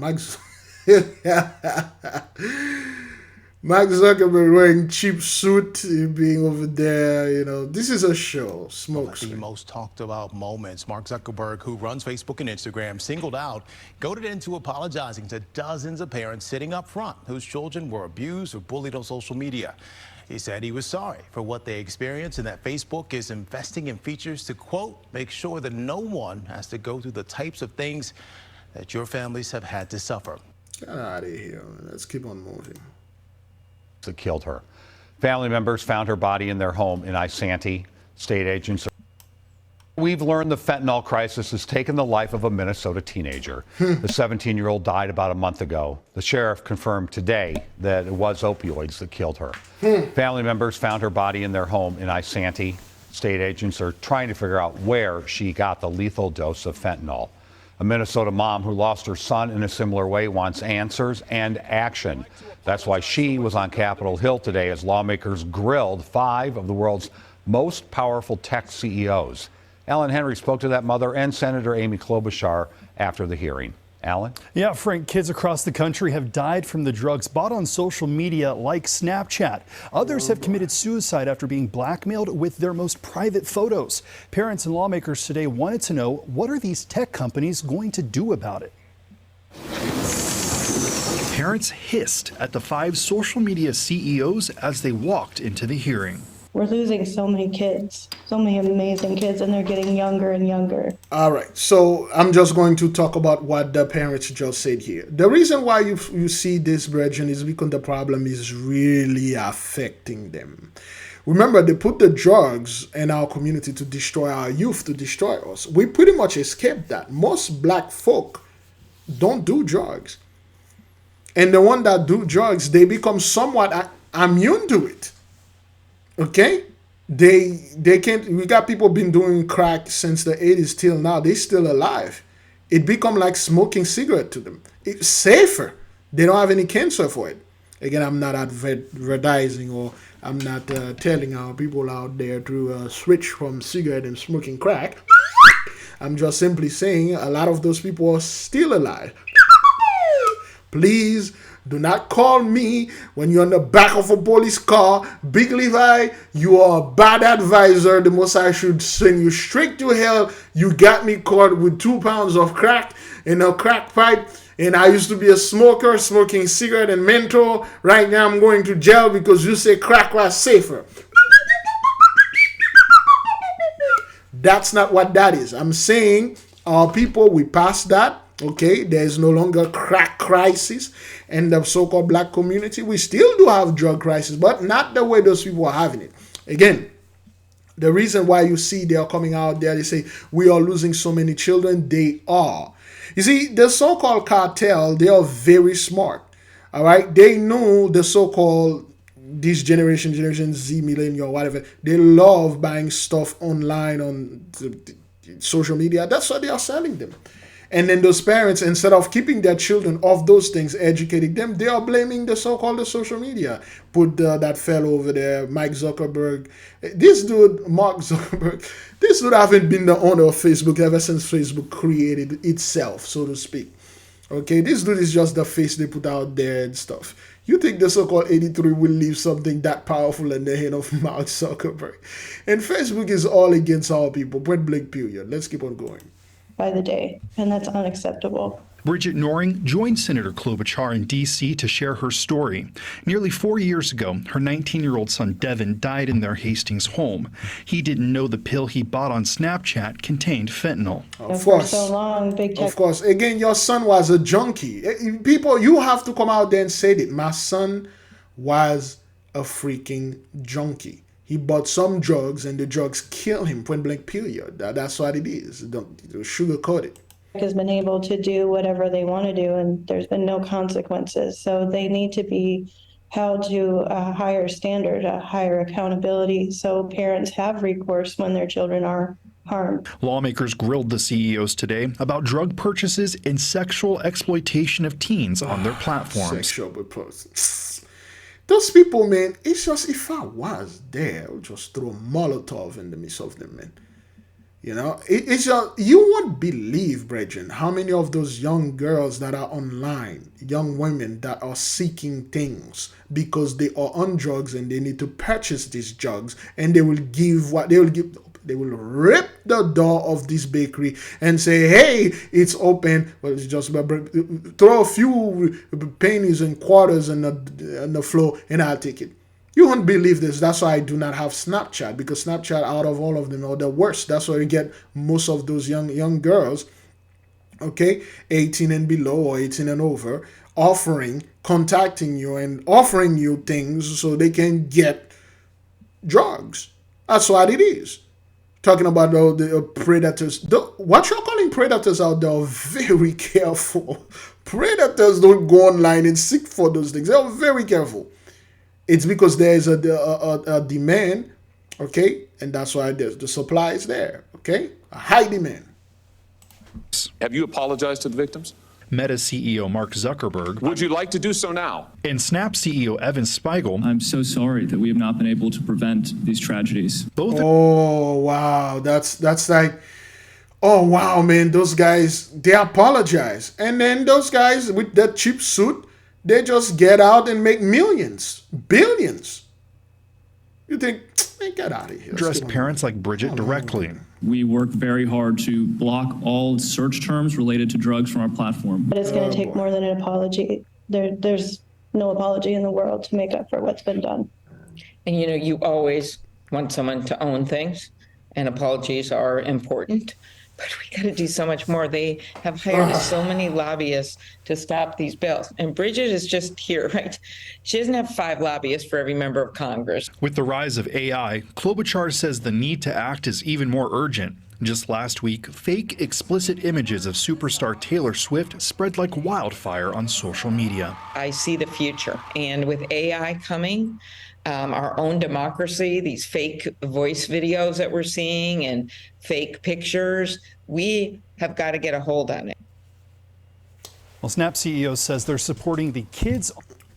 Yeah, you guys are doing this so you want to come after black folk. That's what you want to do. In Texas in connection with the case. NBC 6's Jamie Garola is live in Miami with more details on this new development. Jamie. We just confirmed with the victim's family that Courtney Clenny's parents were arrested in Texas on a warrant here out of Miami that has to do with evidence tampering. The parents of Courtney Clenny, the former social media and OnlyFans model, accused of fatally stabbing her boyfriend in their Edgewater condo back in 2022, were arrested in connection with the murder case, Miami-Dade prosecutors confirmed. Online records from the Travis County Sheriff's Office in Texas show Kim and Deborah Clenny were booked Tuesday afternoon and face unspecified felony charges from out of state. TMZ first reported that the Clennys were arrested at their home in Austin on a warrant out of Miami and face accusations of potential evidentiary tampering. The accusations center around a laptop that belonged to Clenny's late boyfriend, Christian Obumseli. According to the Obumseli family attorney, it involves deleting information. Her dad, Kim Clenny, is alleged to have gone back to the couple's Edgewater condo after the fatal argument and found the laptop, which he ended up handing over to his daughter's legal team. 27-year-old Obumseli was found fatally stabbed in the couple's luxury condo at the hands of Courtney Clenny. She's claiming self-defense, but Miami-Dade prosecutors say Obumseli was the victim of domestic abuse. All right, Clenny's attorney tonight giving us a lengthy statement that says, in part, we're extremely surprised and very concerned about the arrest of the Clenny family. This could be an example of prosecutorial overreach and misconduct. We believe the Clenny family has been targeted with some trumped-up charges to discredit them in the press. All right, let's move to the next video. Miserable. We know they're deceased, and we believe it's what it is in the situation. It's just hard. Crews spent all day Tuesday on foot, horseback, snowmobile, and in the sky searching for Provo woman McKenna Minor. The turnout was bigger than Sergeant Dallin Turner expected. Taking time away from their families, their lives, their work. I mean, this is more of just a hobby for them. On Wednesday morning at 10 a.m., crews found a woman they believe to be Minor who died by suicide. We found set of snowshoes still in their packaging that were left just right there in the trail, and then just continue to follow footprints in the snow up till we were able to locate. Turner says there were signs that she was, quote, in a dark place, which, according to the Huntsman Mental Health Institute, is a concerning trend among young adults right now. It's very Okay, all right. Well, let's dive into mental illness, because anything you guys cannot explain, it's mental illness. You know, it couldn't be this woman has some kind of spirit jump on her and then go over there and kill herself. But anyway, so what's going on, brethren? As you saw in the previous video, the 83 children, those young adults, so to speak, and their teens, they are taking their lives at an alarming rate, and it's unstoppable. Of course, they are not going to reveal that as bluntly as we are doing it right now. They are going to make it seem that it's somebody else's fault. Well, it was the Canyon, the Fort Canyon, or the weather fault. It's the CEOs of YouTube, of Facebook, of those social medias and stuff like that. But you guys are not saying, well, the reason why our children are doing bad or getting removed from the face of this earth is because of what our ancestors have done to the so-called the Israelites, what we dub as the black people or the Negro of this land. Why can't you people come out there and say, well, the reason why the so-called health crisis or opioid crisis, which is a plague upon you guys, which is a curse, is being at the way that it is on the people that it is actually right now? It's because of the things that we've done to the children of the Most High God, which we call black people, African American, Haitian, and so on. That's why people are going and find missing. They go hiking, they never return. They go hiking, they kill themselves. They go hiking, they get killed. That's why those things are happening, and you people are lying about it. Well, the thing is, the more you lie about it, the speedily it gets, because Pluto is indeed in the midst. Common when we talk to folks in this age group that they report feeling like they're not good enough, or have a hard time separating that social media can be a highlight reel of That's the thing. They're not good enough. You people were never good. That's why you use our blessing, you use our strength, our labor to get yourself good. And those young adults, when they look at the so-called the boomers, not our boomers, they look at their forefathers, they look at their parents, their ancestors. They already have homes, they have things, and those people are very proud. They tell their children, when I was your age, I already bought 2 homes and impregnated 2 women and do this and that. And then when those guys go up and they feel they are not worth it, they are not good enough, because they don't have the same blessing that their parents and foreparents before them had. And then they go ahead and do things like that. And you guys have to tell them, you have to tell the people, hey, the reason why this is happening because we're no longer under the blessing, because this is payment for the way that we treat the children of God. You need to tell them.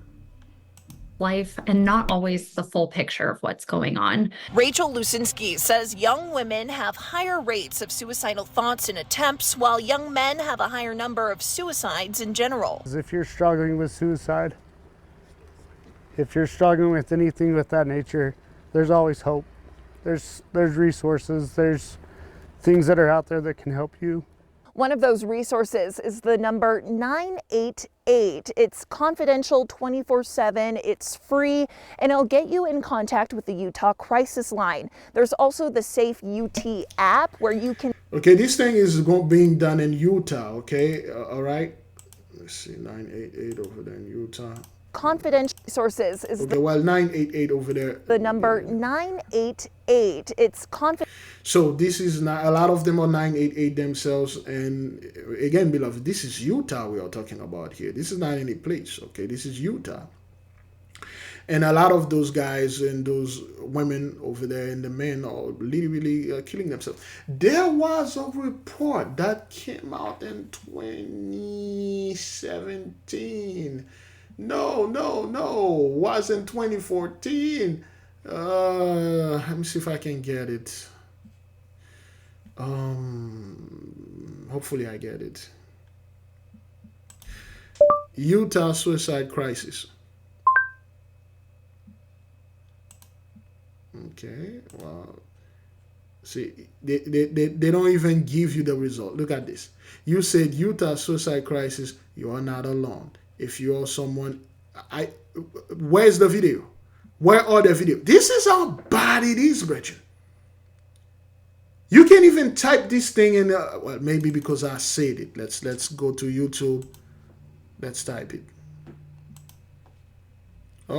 Another plane crash. Is that what that is? Plane crash burns in flame high 95 in Collier. Oh boy, let's watch this. We have breaking news right now. A fiery plane crash happening in Naples. Eden is in our newsroom. She's back there with this information for us. Eden. Christy and Janice, let's get straight to that video. Incredible video. We have seen a plane crash. This is in Naples on I-75. The southbound lanes are, of course, I-75. Completely blocked, and you can see smoke billowing from that plane it there. like It appears jet. it may be a private plane. We got this video from a viewer who was like a traveling jet. on the northbound lanes. We're not sure how many people were on that plane. No word on the number of injuries or if anybody has died from this, but all of the southbound lanes on I-75 in the Naples area are closed right now because of this crash. Again, it appears to be a private plane. We are still working to find out if anybody was injured or if any deaths have been reported. But again, you are looking at video that was sent like a to private us jet. from someone traveling on the northbound lanes in Naples on I-75. Of course, as soon as we get more details, we will be sure to share that with you. I'll send it back to you in the studio. Wow. Incredible video to see there. We'll definitely be following up on this story. Thank you. Incredible. We just speak about those things and then they are happening. Okay, they are happening. All right, let's go over the Utah. Oops, excuse me. Oops. Crisis. You can't even find a video. Let's put this. There you go. That's better. 6 years ago, right?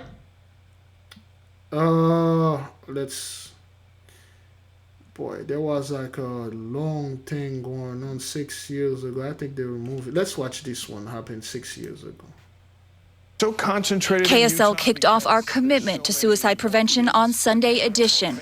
Experts in mental health joined the conversation about suicide. You know, most of us who are feeling suicidal, it's not that we want to die. We just don't know how to live with what's happening in our experience right now. In our state, the leading cause of death for teens is suicide. But Utah is fighting back. One way is with this video produced.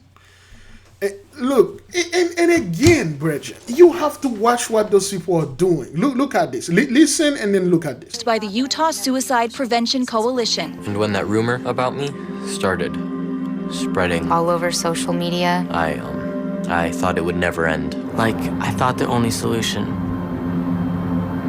was for me to end. Half of... Okay.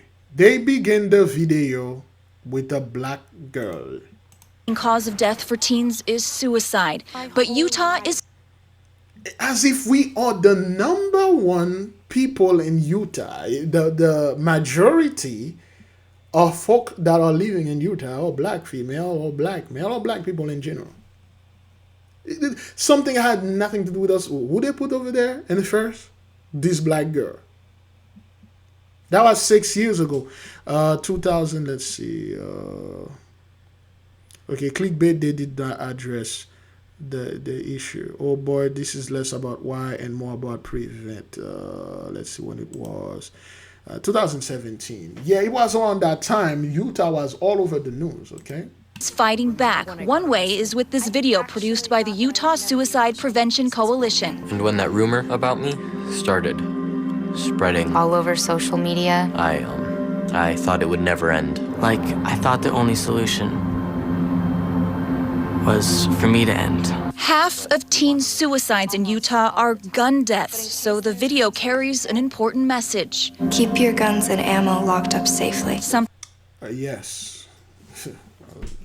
If they can't find a gun and ammos, there are hikings, there are mountains, there are buildings, ropes, knives, and everything, because the curse is upon you. Things so simple. Because doing this little thing.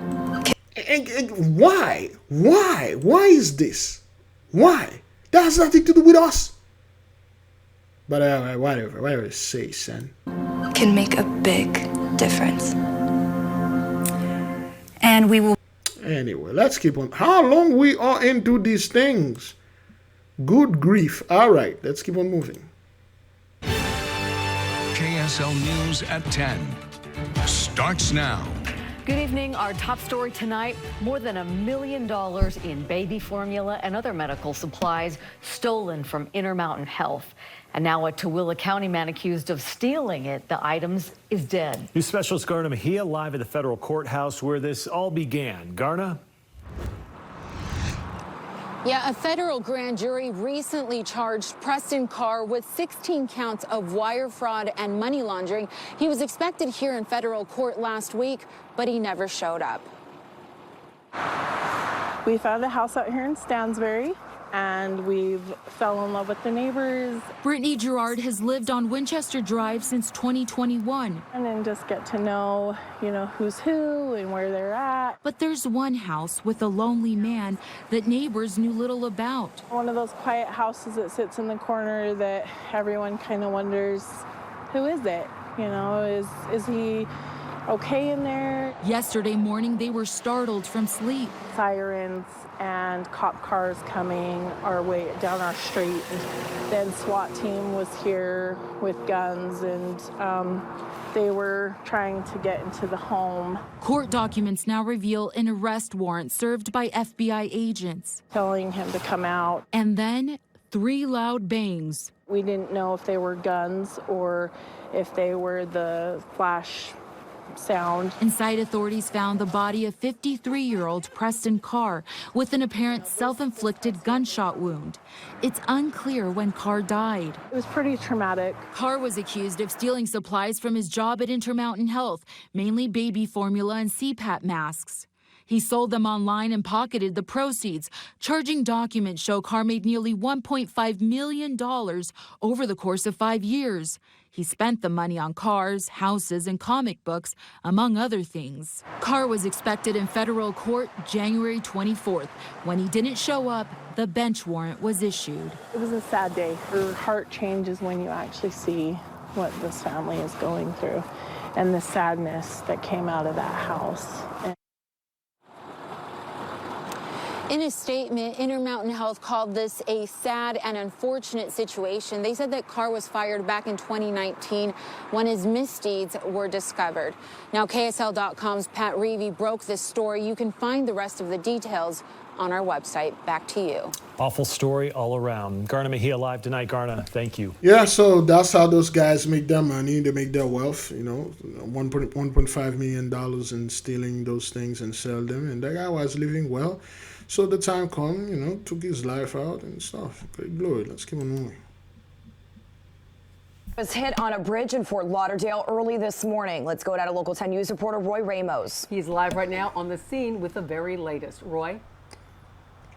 Christy and Janice, well, this is an area that cyclists travel through. In fact, you could probably see off in the distance, there are signs warning drivers that these cyclists may use the full lane of traffic. While you can see that the lanes of traffic have since reopened, I want to show you what this all looked like when we first arrived here.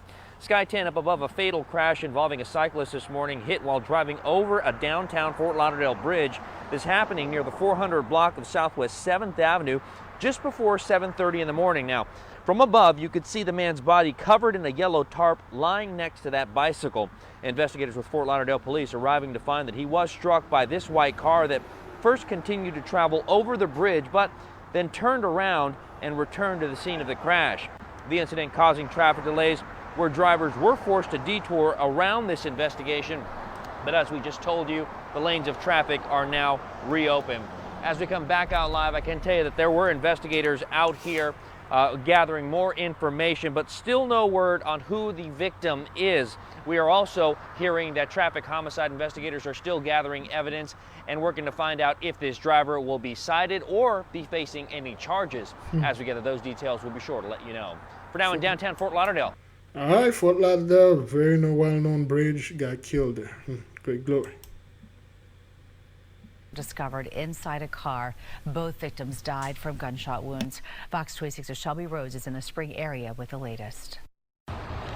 Well, per the last update that we got from the Harris County Sheriff's Office early this morning, investigators have no idea who committed this crime. Those two young men found inside the vehicle were found by Harris County deputies in this ditch right here. The car hitting that fence line, narrowly missing the camper right there. We do have some video to show you that was taken earlier this morning.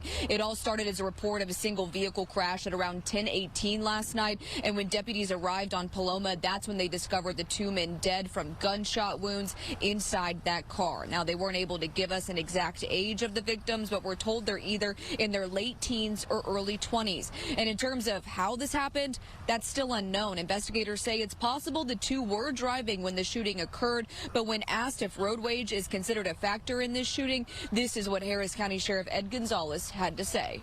We don't believe it's a road rage type incident. There's just nothing to indicate that vehicles were racing or vehicles were hurt or anything like that. So at this point, most likely not, but hopefully we'll have a little bit more information once the investigators can really get into their scene investigation. And we don't even have a vague description of the suspect at this point. So if you do have any information, no matter how big or small, you are urged to call the Harris County Sheriff's Office or Crime Stoppers. That number is 713-22. Sheriff's deputy was hurt, and several ramps in downtown Dallas were closed after a police chase and crash leaves 4 people dead. Fox's Paige Ellenberger has the latest on that one. Now, this all started off as a police chase at around 2 a.m. in Irving. Officers there located a stolen vehicle and worked to initiate a traffic stop. However, the driver of that vehicle took off toward Dallas. They were traveling at a high rate of speed on I-35 East southbound and took the Woodall-Rogers exit ramp. The driver did not slow down, and ultimately the car vaulted off of the overpass. It landed on I-35E below near the Dallas North Tollway exit on a grassy median. 4 people died. All were inside of the vehicle. The Irving and Dallas police departments are working this scene. The sheriff's office is too, and so is Dallas Fire Rescue. Officers are required to constantly monitor the situation as they're in the pursuit of a vehicle. This dude name is Anthony Alexander. That's a combo right there. We'll say that time goes fast, or it seems like it goes fast in a pursuit, but it's their job to make sure that they're being safe at all times. This is a tragic event. I won't speak to the specifics of it, but I will say that it's a very tragic event. Now, we are told one sheriff's office deputy was injured. He was working to lay spike strips on I-35, but had just arrived as the crash happened. A light pole fell onto his squad car. He was transported to a hospital with minor injuries to his arm. The Irving Police Department is leading this investigation. The Dallas County Sheriff's Office is assisting them with that one as well. In Dallas, I'm Baylor University. A College Station father is suing several ministry groups and a prominent fraternity, accusing them of allowing the sexual abuse of his 13-year-old son. Sherman Chow is looking into this story. Sherman, the accusations involve fraternity branches at Texas A&M and Baylor University. Yes, the civil suit, which is extremely graphic, accuses 4 faith organizations, including the Chi Alpha College Ministries and its parent group, the Assemblies of God, of allowing members and agents to molest minors, including a then 13-year-old boy. 67-year-old Daniel Savala is at the center of this case. Again, beloved, we talk about these things, and, well, there's nothing else to say here. The only thing we can say is Daniel 12-1. Let's keep on moving. The lawsuit alleging that the 2012 convicted sex offender worked as a youth pastor, and despite being a registered sex offender, the organizations allowed him to be around minor males. Well, what seems to be the problem? He's a father. He's one of those pastors, one of those priests of Mahan. They got diplomatic immunity, if you wish, or if you will. That's what those guys do. And they go around, they do things to little boys. And there's nothing people can do and say to them. And they just walk scot-free. It's been happening for years. And nobody made an outcry about this. Yeah, whatever, man. Lawsuit claims a College Station church with ties to Savala allowed him and 4 Texas A&M Chi Alpha group leaders access to children. And in 2021, a Chi Alpha group leader took the teenage boy to Zavala's home in East Houston, where the boy was molested. That's why the case is filed in Harris County. 2 other incidents in 2023 in other locations are also detailed. Zavala is currently jailed in Waco on 3 counts of sexual abuse, assault, and misconduct of a child. He is awaiting trial for some acts that took place with respect to a Chi Alpha organization at Baylor University, a totally different, series of events. It just kind of proves the point that these defendants have known about him and his involvement at multiple different campuses. We reached out to the Assemblies of God, the parent group of the college fraternity. It said in part that Zavala did not hold credentials with the Assemblies of God and was never on staff with any Chi Alpha campus ministry. It adds it has investigated and is taking appropriate actions, including dismissal of ministers. The teenage victim is still a minor. The lawsuit asks for $1 million, so the attorney believes actual damages will be many times more. Guys? For the update, Sharon Min, thank you. There you go. Let's keep on moving. We have a great program for you. Okay, wait. Yeah, all right then. And lots of topics you'll probably be talking about again tomorrow. We begin with a murder that made its way to social media. A Pennsylvania man, police say, decapitated his own father and posted it on YouTube. Some neighbors saw the video before it was quickly taken down. I totally screamed, like somebody sent the video, and I opened the video and I was like, oh my God, that's the guy that, I see every day, that I knew something was unhinged with him. Now, police have arrested 33-year-old Justin Mon. You see him there. After they found his father's body in the home they shared, along with a machete and large kitchen knife. Police say in that YouTube video, Mon showed off his father's severed head. At one point, the head could be seen cooking in a pot. Mon could also be heard going off about right-wing conspiracy theories. Joining us tonight to talk about it, psychotherapist Dr. Nick Hardy and conservative attorney Kevin Fulton. All right, we're not going to listen to these clowns over here, but that's its judgment. That's what it is. I didn't want to touch on this. It happened over a week ago, say a day. Let's do this.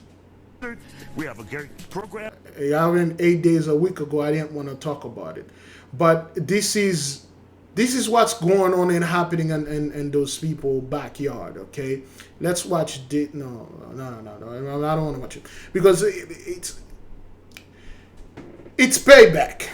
That's what that is. Payback, okay? Let's keep on moving. Again, beloved, if you wish to study with us, join our Patreon. Let me see if this ain't gonna load more. Join our Patreon. We have private studies concerning other books and hidden books and other private stuff we're talking about, okay? Let's keep on moving. Wait, hang on. How long we are into these things? Oh, okay. Well, I'll take one more video. Arlington police are looking for a group of people who beat a 51-year-old man to death at an apartment complex. Police don't have a motive behind the killing, but the victim's family tells us that he was just trying to drive a friend home from work when that attack happened. Fox 4's Rebecca Butcher is live in Arlington with the story. Rebecca. Yeah, Heather, a close friend says that the victim was beaten unrecognizably. His family says they just want justice. Family is left heartbroken after police say their loved one was beaten to death in the parking lot of an Arlington apartment complex. Arlington police say about 12:30 Friday morning they were called to the Water Dance Apartments on Blue Water Drive about several people fighting. They say they found the victim, now identified by the Tarrant County Medical Examiner as 51-year-old Frank Kwasnika III, unresponsive with blunt force trauma to his head. He was rushed to the hospital where he died. Kwasnika's daughter told Fox 4 off camera her father drove to the apartments that night to drop off a co-worker. Arlington police say they believe 2 vehicles pulled up next to him in the parking lot. 3 people got out and started yelling at Kwasnika. They chased him and began hitting him with 2 large objects. Kwasnika's daughter says she knew something was wrong when her dad didn't come home from work and didn't show up for work the next day. He was humble and he was chill to himself. Kwasnika lived in a Grand Prairie neighborhood about 20 minutes from the apartment complex. A neighbor who spoke with us didn't want to show his face or use his name since the killers are still on the loose. He says he regularly talked with Kwasnika and will be missed. He was. All right, beloved. We had a great time doing this Esau's Troubles. Again, the main purpose of this channel is to put the nation at peace. There'll be no Jacob's trouble. Keep yourself in high vibration. Watch the planet, watch the skies. Do not listen to people that are telling you astrology is evil. You must study it, you must learn it. Let nothing put fear on you, in you, and within you. Do not get involved with little petty arguments. Certain things, you need to outgrow them. This is 2024, so to speak, of the Gentiles year. You need to outgrow those things. You don't get involved with petty stuff and involve yourself with petty people. You are studying to show thyself approved unto God, not unto men. Don't listen to your pastors. Don't listen to those guys. Listen to the Holy Spirit is within you. The reason why you stumble upon this video, that is because you were called. It's not something you did by accident. Keep on moving, keep on pushing. Then again, beloved, I'll see you folks on Monday morning. Well, no, tomorrow, Saturday, for our 11th day of fasting. And on Sunday, of course, fasting. And on our backup channel, if you want to see the prayers, 12 o'clock prayers, you simply go to Big Levi backup channel. Oh, crap. There you go. Okay, you go to Big Levi backup channel. We have the 9 days of fasting, 10 days of fasting. You know, it's there. Okay, so go ahead and join us for the prayers. Okay, I say shalom. Great glory to the mighty one. All praises to the Most High. Okay, beloved. Much love.